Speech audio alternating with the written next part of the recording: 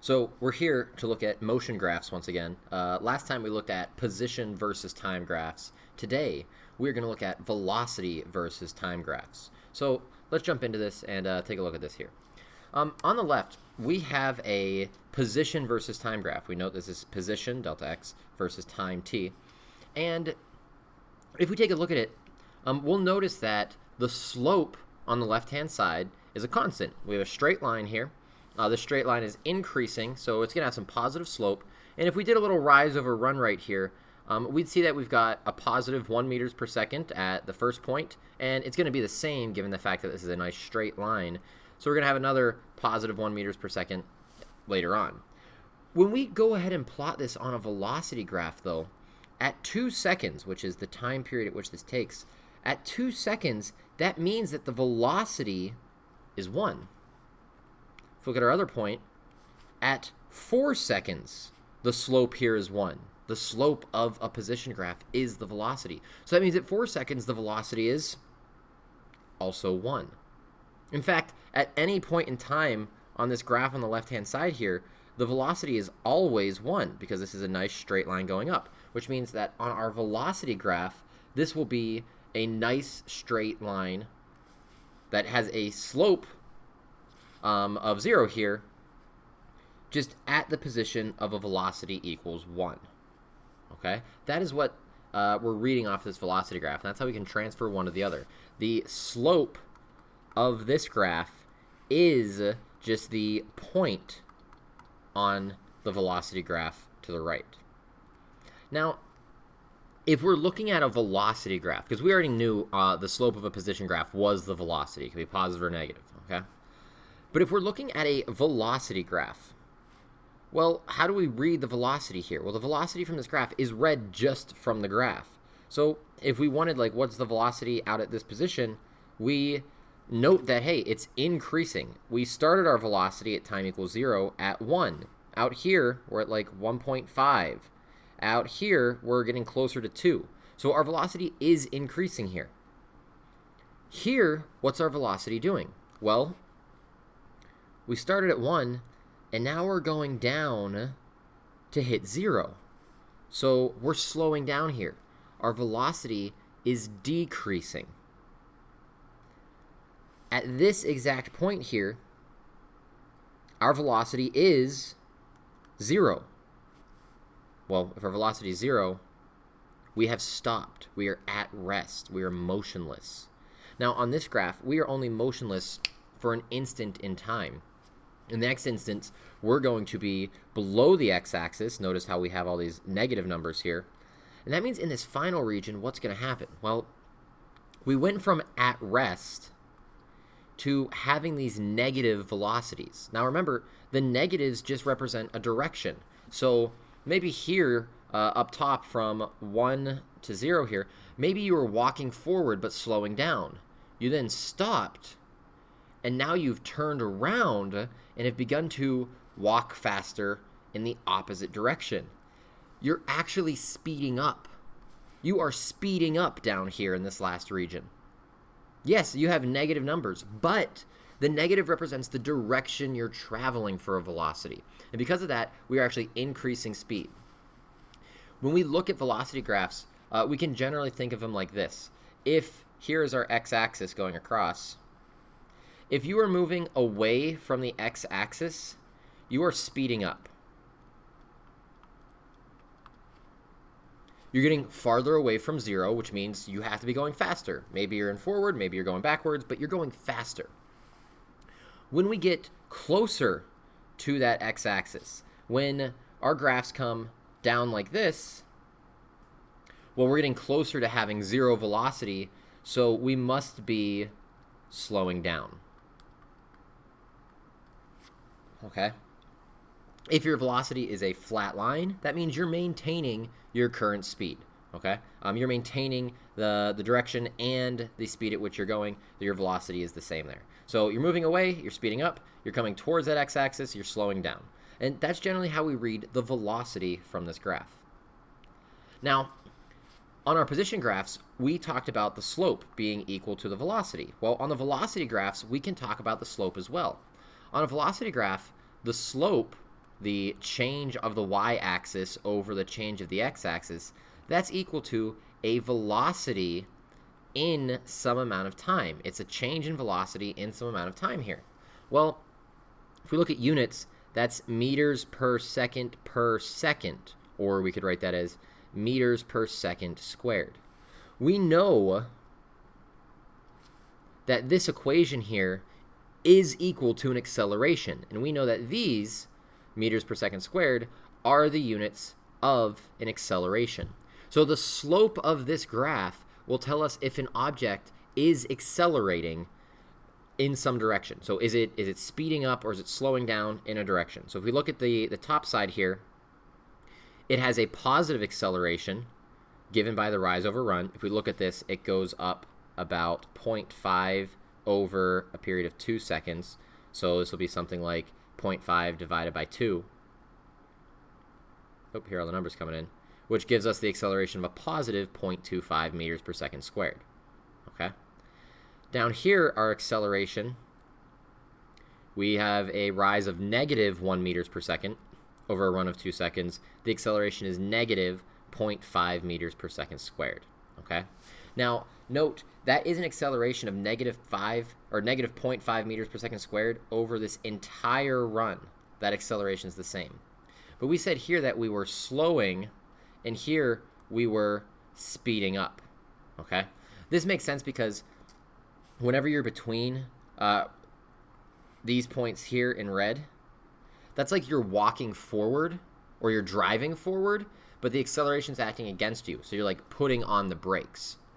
Here, from 2 seconds to 4 seconds, at 2 seconds, remember, you stopped.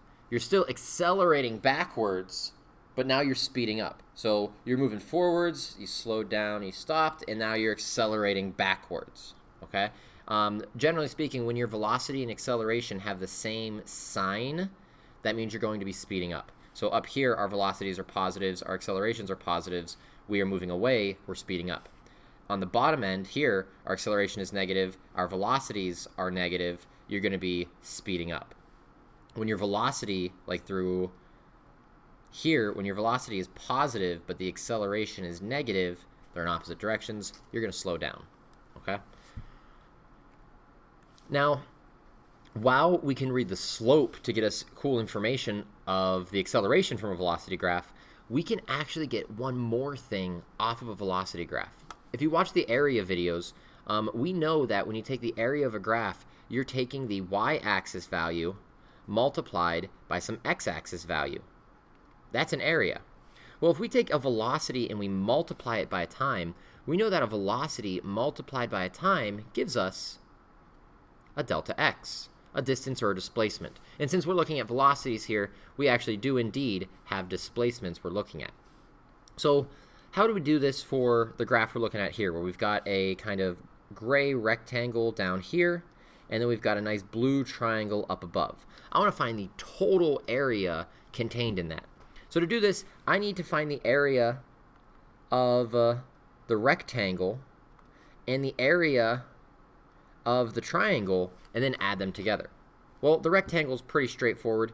That's just a length times a width, and in this case, it is just the delta v times t. Well, the delta v here is just beneath the 2, and the time here is out at about 5 seconds. So when we multiply those together, it's about 1.5-ish times 5 seconds. We're just estimating this graph. 1.5 times 5 gives us 7.5 meters. Okay, cool. Now, how do we do the triangle? Well, the triangle, the generic equation for that is 1/2 base times height. Our base here is the time. Our height here is a change in velocity, but we're going to have to be a little careful. While we do know this equation, our height is not from the top of the triangle all the way to the bottom. That's not good. Our height here is from the top of the triangle down to where that rectangle ended. This is our delta v. That's what's going to go into our triangle equation, okay? Because that is the actual height of just the triangle. So what we'd have to do there is we'd have to say, look, up here, we're about at like 13 or 14. Down here we said we were around 1.5.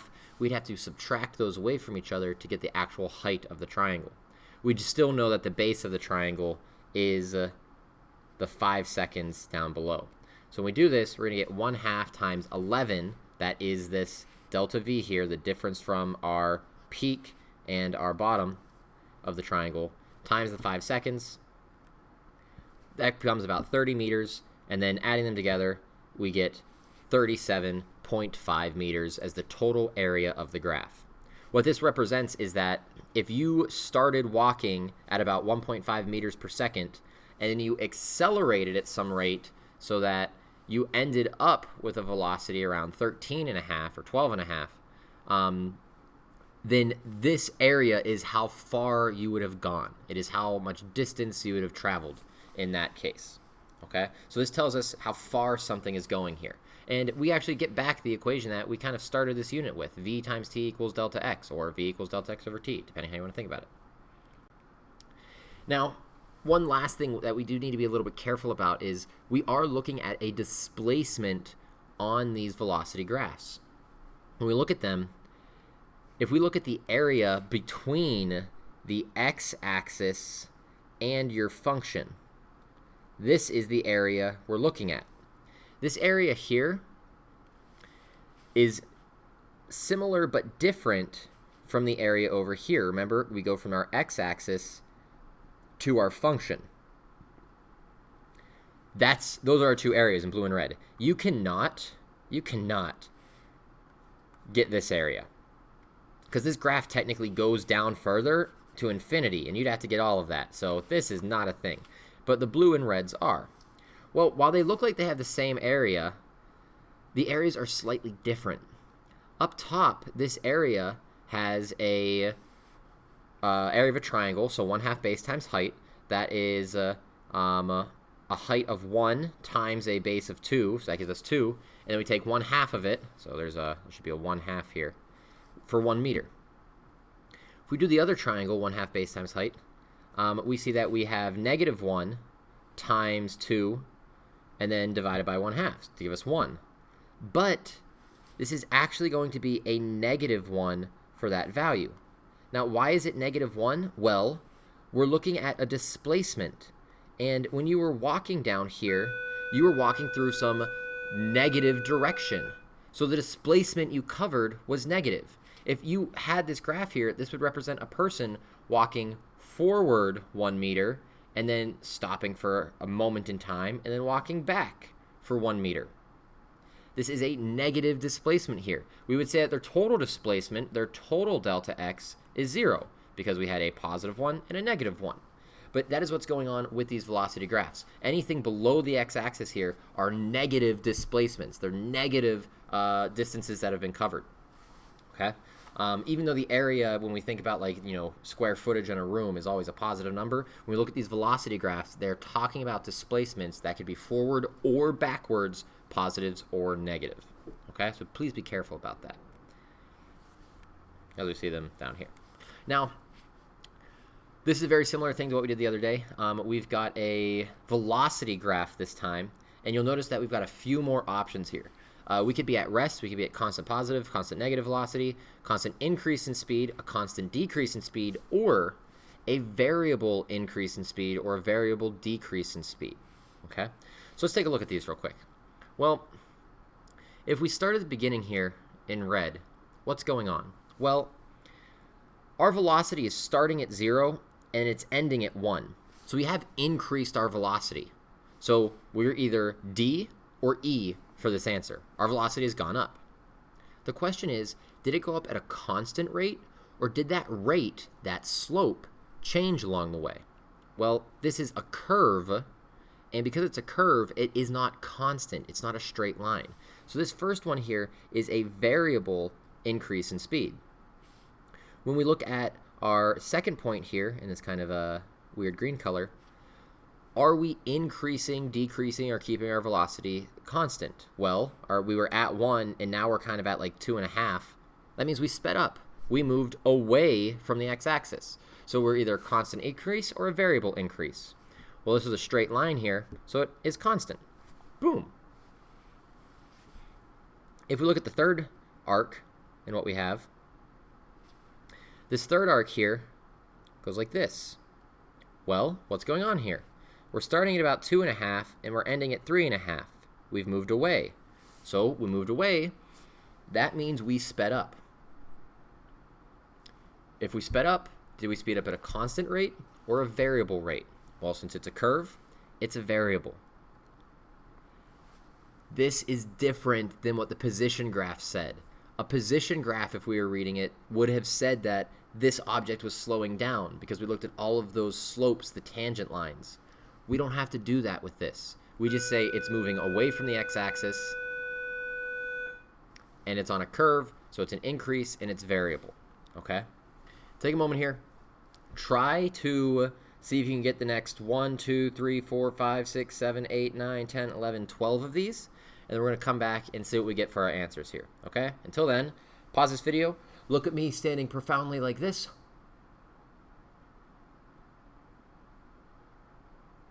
And now we're unpaused. So let's take a look at what you may have had for your answers. What, you didn't get any answers? Pause the video. Go try it out. Okay? You're going to mess things up. That's why we try these out. We got to get some practice. So let's look what's going on up here. You still didn't pause? Go pause. Try this out. This is a flat line. A flat line is a constant. Well, have we increased or decreased? Neither. We didn't go up or down, so we have not increased or decreased our speed. We're either at rest, constant positive, or constant negative.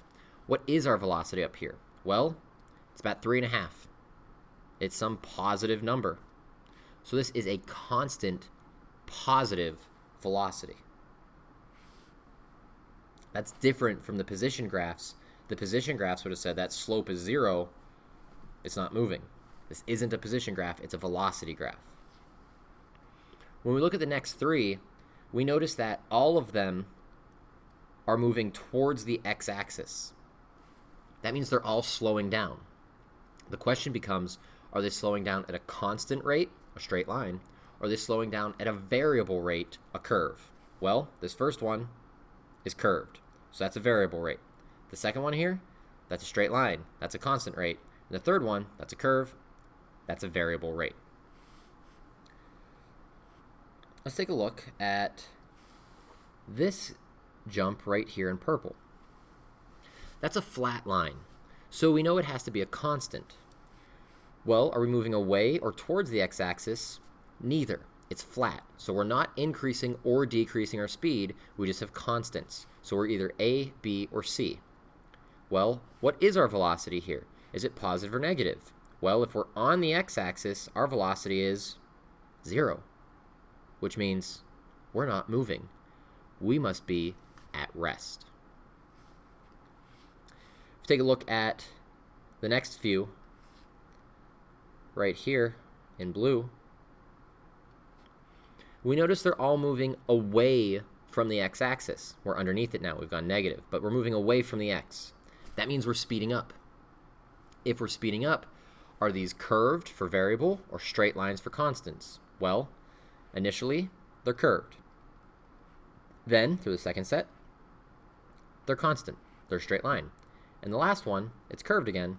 That's E, a variable increase in speed. Down below, we get a flat line again.